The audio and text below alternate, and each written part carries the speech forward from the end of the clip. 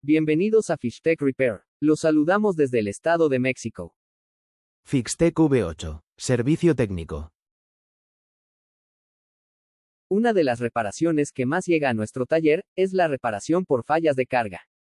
Normalmente se debe a que el pin de carga se dañó, se mojó y está muy sucio.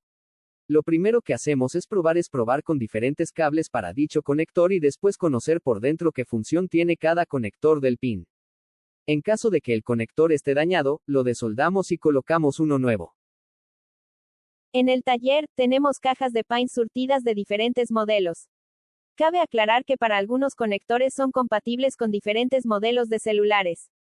Si en este caso habláramos de un Xiaomi Redmi 9C, veríamos en esta imagen con que otros dispositivos es compatible.